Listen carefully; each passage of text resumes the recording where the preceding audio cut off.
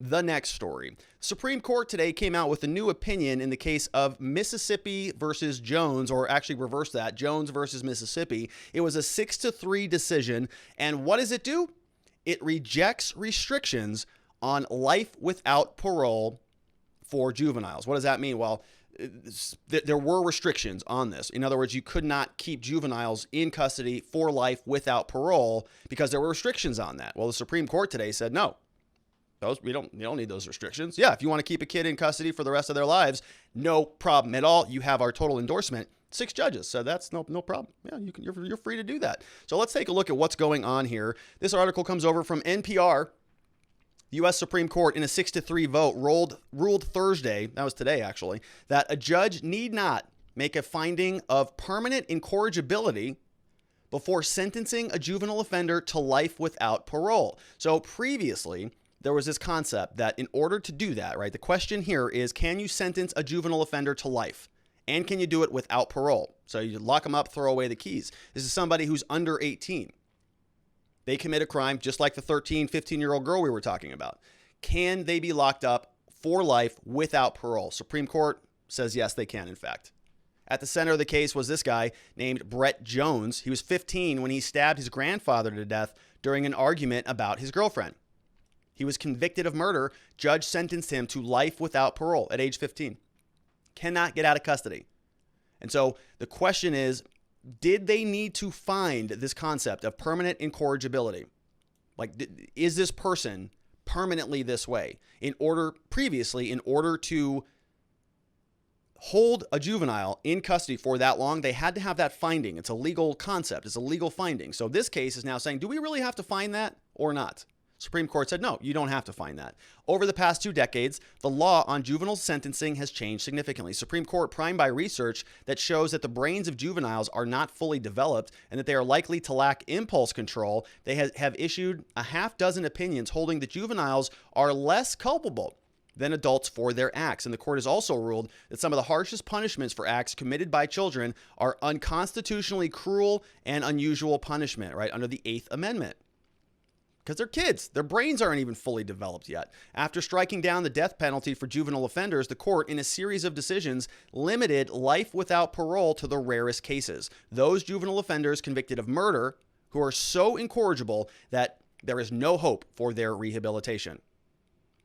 So that was after striking down the death penalty. But all of those decisions were issued when the makeup of the court was quite different than it is now. This case was the first time the court has heard arguments in a juvenile sentencing case with the 3 Trump appointees on the bench, including Amy Coney Barrett, who replaced Ruth Bader Ginsburg. Previously, Anthony Kennedy, who retired in 2018, repeatedly was the deciding vote in cases involving life sentences and other harsh punishments for juvenile offenders. And Anthony Kennedy was sort of the middle of the road judge. I think he was appointed by Reagan, if I remember right. And he sort of straddled the middle. He had conservatives on the right, liberals on the left. Traditionally, Kennedy was supposed to be more of a conservative, and he ended up being sort of the moderate middle of the road guy. Retired in 2018, judge appointed another judge to replace him. He was replaced by Kavanaugh, who actually authored this opinion today, and Ginsburg was replaced by Barrett. So the court, in this case, indicated it is far less inclined to go the extra mile to protect juvenile offenders from the harsh or harshest of punishments. So this is why the Supreme Court's important. Mississippi is one of only a half dozen states that do not require an explicit finding of permanent incorrigibility prior to sentencing life without parole. So elsewhere around the country, they got to find that permanent incorrigibility, right? You got to make a determination that this juvenile is beyond hope. We've done our analysis. This person cannot be saved or rehabilitated. We are finding that there's permanent incorrigibility. Therefore, that allows us to sentence this juvenile to prison without parole, even though 15 years old, 16 years old, doesn't matter. Mississippi says, listen, you don't even need to find that.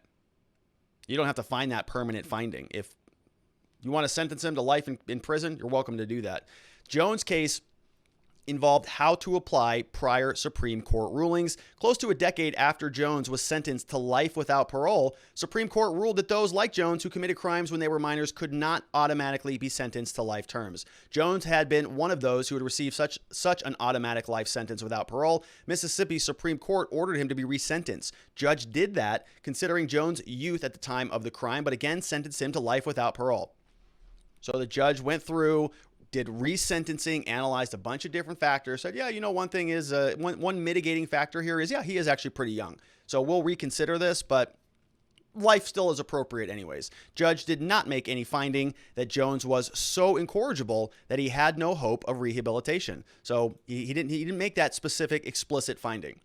Mississippi now is among a handful of states that allow that. Jones's lawyer appealed all the way to the Supreme Court, contending that consideration of a defendant's youth is not enough, and that Jones, now in his 30s, should have at least a chance at parole because he has shown that he is capable of rehabilitation. He has earned a high school degree while behind bars, and he's been a model prisoner. During argument last November, Jones's lawyer, Northwestern University law professor David Shapiro, told the court that, quote, Mississippi's courts have denied the permanent incorrigibility rule itself. The state continues that denial in this court by insisting that weighing the defendant's youth against his crime was enough. But at the time, Mississippi Deputy Solicitor General Chrissy Nobile countered that in resentencing Jones, the state considered the mitigating circumstances of Jones' youth and its attendant characteristics before exercising its discretion to impose a life sentence. She argued that that is all the U.S. Supreme Court has required. In a withering dissent on Thursday, Justice Sonia Sotomayor used language from Justice Kavanaugh's past opinions to write that the court's decision was, quote, an abrupt break from precedent. She said the court was attempting to, quote, circumvent legal precedent and is fooling no one. So let's take a quick look at this opinion. Very long opinion, about, not that long actually, 51 pages I think. We've got some clips, some highlights that we pulled from Twitter and the blogosphere. We've got SCOTUS blog saying, we got a highlight here. Justice Kavanaugh wrote the opinion, so this is a 6-3 opinion. Justice Thomas wrote separately, concurring in the judgment. Let's take a look at what's going on. As this case again demonstrates, according to Kavanaugh, any homicide, particularly a homicide committed by an individual under age 18, is a horrific tragedy for all those affected. Determining the proper sentence in such cases raises profound questions of morality and social policy. States, not the federal courts, make those broad judgments in the first instance when enacting their own laws. State sentencing judges and juries then determine the proper sentence in individual cases in light of the facts and circumstances and the background of the offender. Under our precedents, this court's more limited role is to safeguard the limits imposed by the Eighth Amendment under the cruel and unusual doctrine. The court's precedent required a discretionary sentencing procedure in a case of this kind. Resentencing in Jones' case complied with those precedents because the sentence was not mandatory and the trial judge had discretion to impose a lesser punishment in light of his youth. So you see what he's doing here? He's basically saying that there is a prohibition against making it mandatory. So because this judge had the option of actually imposing a lesser sentence, he had the ability to do that, he has some leniency here. So it's not mandatory, so the judge is basically saying that's okay. Moreover, this case does not properly present, and thus we do not consider any as-applied Eighth Amendment claim of disproportionality regarding Jones's case. So kind of a broad little opinion there. Take a look at what else he says. This is also from this is from Sonia Sotomayor. Says, how low this court's respect for stare decisis has sunk. Stare decisis is this concept that you're sort of building off of prior cases. And so, you follow your precedent. If 30 years ago the Supreme Court said something, you're going to follow that, right? You're going to try to, because they are basing their opinion off of prior precedent. They're following, and the law is evolving in iterations. You don't want it to be like our Congress, right, where you get a new group of people in and they just change everything willy-nilly. There's logic and reason and precedent in law for a reason, is because it's all sort of emanating out of one original source document, which is here in the United States is our Constitution. So everything has to sort of build on that. And so Sotomayor says, hey, we have stare decisis. We have other cases that say we're supposed to handle this crap differently, and you're not following that.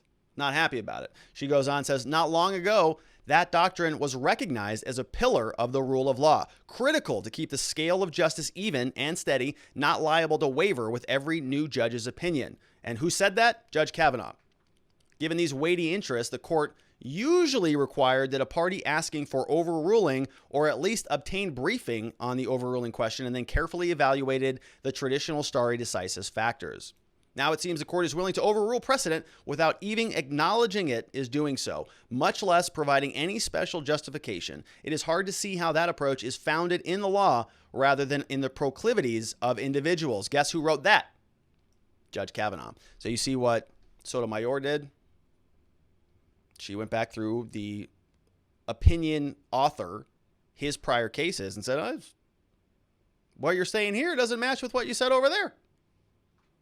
So what the heck are you doing?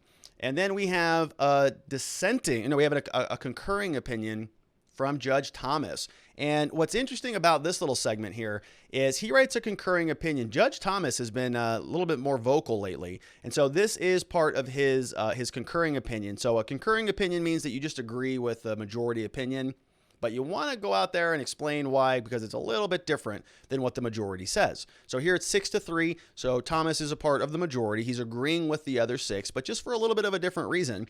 And we're not going to, that's not that important because this is all sort of technical stuff, but what is important is this little footnote. You're going to notice here, it says subsection 2. So he was footnoting a different portion here when he's referencing another U.S. Supreme Court case, 577 U.S. at 209-211. Here's what he says about that.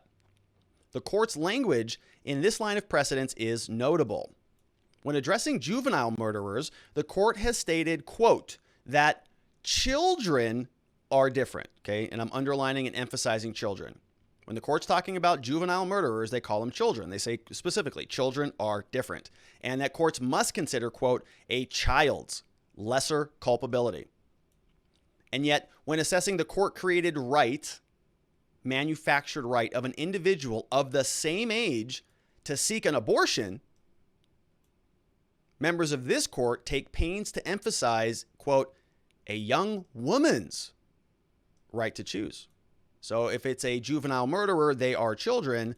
But if it's somebody who is the exact same age seeking an abortion, well, now we call them young women and a young woman's right to choose. And then this Judge Thomas goes on, cites the cases Lambert versus Wickland. We've got Judge Stevens joining Ginsburg and Breyer. Planned Parenthood versus Casey, huge case. That's an abortion case. Ohio versus Akron, another abortion case. He says, it is curious how the court's view of maturity of minors ebbs and flows depending on the issue. Oh, yeah, that's good stuff.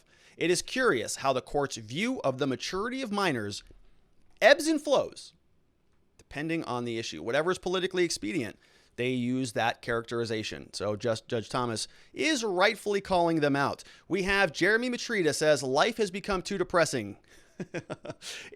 I shouldn't be laughing at that. It's tough to look forward to the future when everything in our country is so depressing. Well, Jeremy, listen, I know it probably feels like that, but remember what we do on this channel and what we do in our lives when we're talking about political things and our government and our society and our infrastructure, that's not all of life. That is not the real world in which we live. When we watch this stuff on on the news, NBC, MSNBC, Fox, whatever you watch, that's kind of a show, right? It's reality. It's happening out there. But you have to remember that most of the stuff that we're seeing, everybody who's producing this content has a vested interest in making you angry, making you feel depressed. It's just sort of the intention of this. If you feel depressed, Jeremy, congratulations, because you're supposed to, because that is exactly what the news and media industry do on a daily basis. Because if you're depressed, then you're in a state of agitation. And if you're in a state of agitation, then you're going to try to solve that. What are you going to do? Well, you're probably going to buy more stuff, or you're going to feel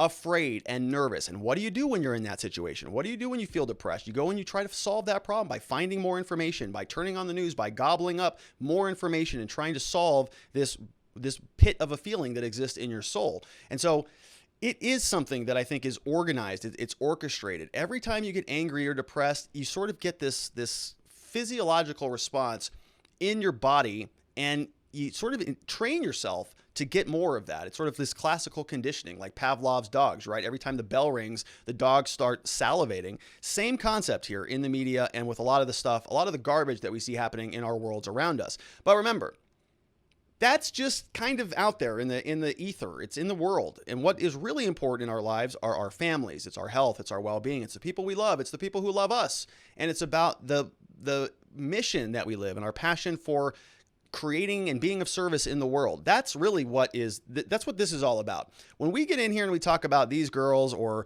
the Supreme Court or any of these other things, yes, it's all important. Yes, it is critical to moving America forward and to creating a better society for all of us and our children and our children's children. But it is tangential. And I know sometimes it's hard to see that dividing line. Sometimes it's hard to separate the two, because it feels like it's so in our face. Every screen you turn on, every waking moment of the day has some bad news somewhere. It's just beating it in your head. And, we as people, we've been, evolving for hundreds of thousands of years, and we've really been connected to the rest of the world for the last 20, 30 years, maybe. I mean, to the degree that we're at now, I mean, are we meant as human beings to be plugged into 5 billion people and to get news every single day on every single topic that is not relevant to us whatsoever? Okay, what happens in Columbus, Ohio really doesn't affect me at all, truly. Or in Minneapolis, or in DC. Most things don't impact me, but I internalize them. I take them so personally, and I cover them, and I get agitated and riled up about it. But you know what's really most important? My mom, my business partners, my business relationship, my team here, the people that we help on a regular basis, Miss Faith, Ma, you, right? This community, the things that we're doing. Those are the things that matter. When we're talking about, what a bunch of people in black robes do on a particular case, yeah, that's important. It's going to trickle down. It's my business. It's very important. But am I going to let that deviate me from my course or my mission? Or am I going to allow them to succeed in making me feel depressed and like a garbage human being? No. So we got to draw that line and reject that. Come on here and connect with each other and think about these things with a little bit less personal investment. The analogy that I use when people ask me about this, because listen, this is not something that I just woke up to and was able to implement in my life. Like I had this mental epiphany where I could say, I can separate myself from my work or these issues, right? Whether it's criminal law, whether I have to sort of pull myself out from a relationship because it's going sour, or I'm having a problem with a judge, or a prosecutor screams at me, or whatever happens, right?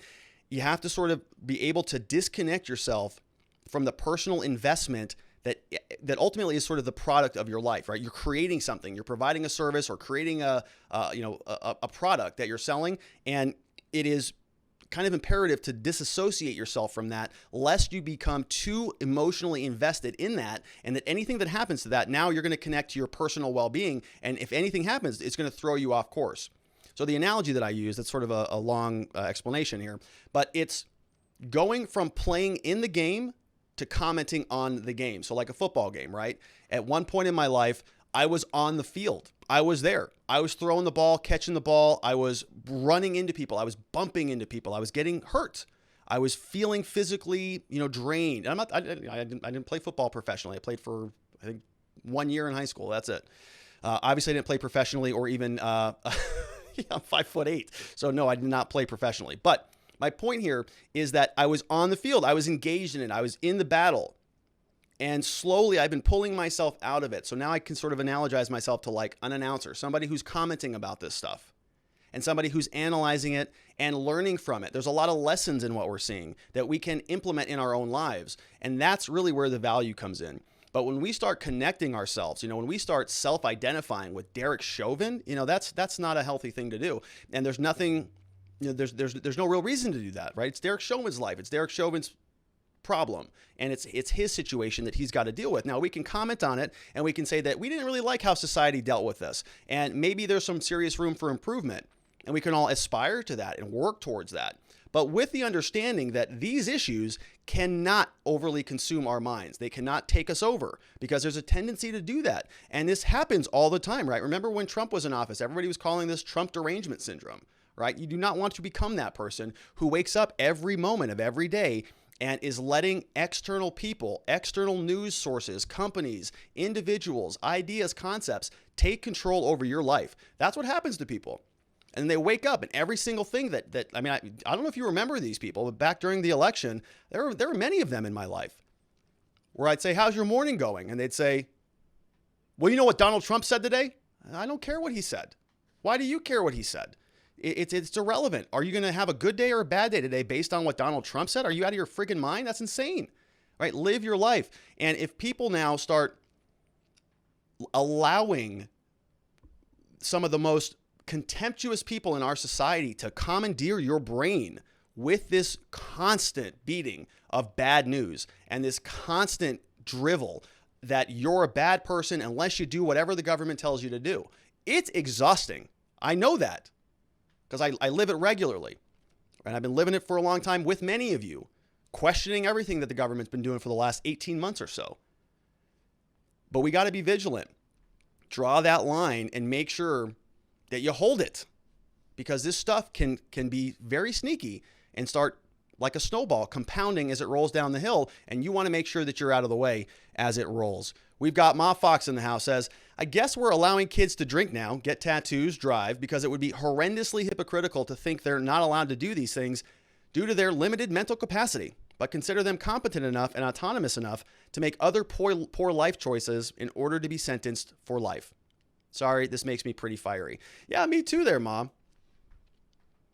Me too. I think we're doing a pretty big disservice to our youth these days. And I don't even have kids, right? But what I see and with other people that do have kids, I've got some concern for our youth. It doesn't look good, right? And they're not in schools. We're seeing a lot of long-term effects, long-term consequences, I think, from this weird era in our lives. Makes me fiery too, Mom. I'm with you. We got Osak says, Rob, when I was in school for CJ, must be criminal justice, we had an ex-judge who was old school, talked about how rules have changed and would not be a lawyer again. No skills are required to be a lawyer. The judge was talking about discovery. He compared it to playing cards with both sides, see each other's hands. So, Rob, do you like the new school, or would you an OG if you had a choice? So I am absolutely new school, no question about it, no question at all. I have a lot of tremendous respect for a lot of the old timers, a lot of the old Gs. I really respect them. I rely on them a lot for their wisdom and their guidance. I don't think I have any right now, but I've got books like this thick from all of these guys, right? They're the ones who wrote the books because they've been doing it for 35 years. Obviously, I have not. But I recognize, I think that the legal world is evolving in a way that many of these OGs are just not interested in being a part of for some reason. And that's to their detriment, right? I've had many conversations with some of the OGs say, hey, you got to get on YouTube, man. We need you to lead a cause. We need you to lead a movement. We need you to stand up and do something strong here, because what you're doing in the courtroom is great, but we want to bring in the community. We want to bring in society. I talk about this in my book, right? There are a lot of great lawyers out there who are excellent practitioners. They're very good in court. They're amazing. And I sort of go through this pyramid chart where I talk about the non-practitioners and the practitioners. And then I call them, I can't remember, but at the very top are the influencers, right? You have the mentors and you have certain groups of people that are sort of working their way up the hierarchy. But for some reason, many lawyers have just sort of hit this peak where they say, I'm really passionate about the Constitution and about criminal law, but I'm just going to kind of stop working, or I'm going to stop caring about it once I have enough financial security or whatever. I don't want to do that, right? I want to see not catastrophic, but massive, let's say, consequential is the word I'm thinking of. It's the C word. Very important change in our justice system in a way that is meaningful. And the only way that I know how to do that is by building a badass legal team that goes in court every day, boots on the ground, and does it. And then doing what we're doing here, building a community, creating awareness, talking about some of the most important concepts that I think have been ignored and thrown to the wayside over my life. And so in my career now, I'm at that point where I'm able to utilize some of what we have built over the years to take a stand, to come out and stand for something. And that's what we're doing on this channel. And I wish more of the OGs would do that. I want more competition. I scream at attorneys. You need to get out there and start speaking your mind. Jeremy Matrita says, I always appreciate your opinions. I'm not saying your show is depressing. I always appreciate participating in your community. Keep up the great work. No, I know you do, Jeremy. And I'm sorry. I didn't mean to go off on that to rant at you in particular, but it's just something that I'm feeling because I think that you're right. It is depressing. It is depressing, man. And I know it as well as anybody, right? I go through this stuff in depth to make sure that I'm properly prepared for this show. And when I settle on, 4 stories that we're going to cover today, that means I read about 40 of them just to say, no, that's not good. This is good. Not good. This is good. And so I see it. I mean, I see it. I'm knee deep in it. And I know it's depressing. And that's why I make such a good, strong point to sort of disassociate myself from some of it. You'll notice I get kind of quiet on the weekends, right? It's because I'm trying to unplug. I'm being very intentional about it. I wrote here in my existence system document, specifically, focused rest. So on my form, you can see right here, it says what is good, what brings energy to you. And you see right there, it says focused rest, productive work and focused rest. That means if I'm going to be working real hard in here on whatever I'm doing, when I'm not working, it's focused. I'm resting. So Existence Systems, by the way, is available for you to purchase over at robertgruler.com. Thanks for the plug, Jeremy. Liberty or Death says, reading an opinion by Thomas is like listening to Morgan Freeman explain the plot or narrate a movie. Awesome. Yeah, Thomas is great. I love Thomas, and he just calls it like he sees it, man. I really appreciate that.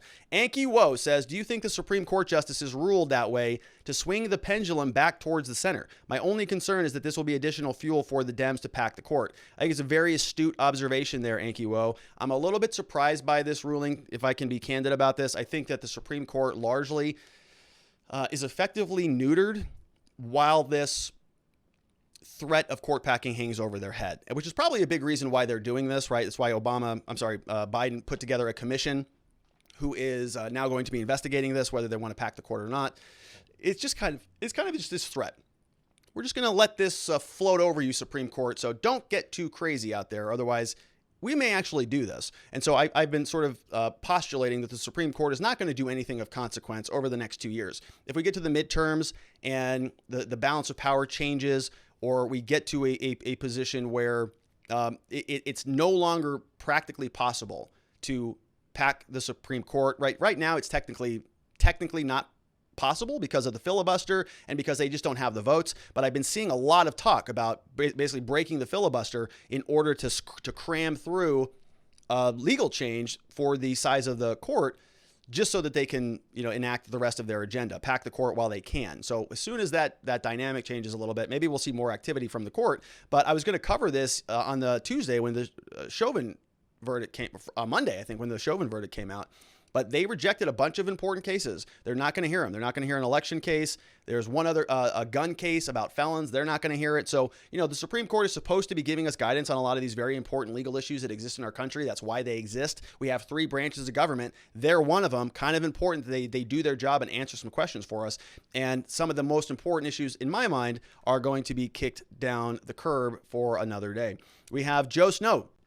Says the penalty that good men pay for indifference to public affairs is to be ruled by evil men. Yeah, it's a big penalty. Very big price. That comes from Plato. Thank you for that, Joe Snow. The penalty that good men pay for indifference to public affairs is to be ruled by evil men. Yeah, there's a danger to speaking out, right? If you stand up and voice your opinion, it's dangerous.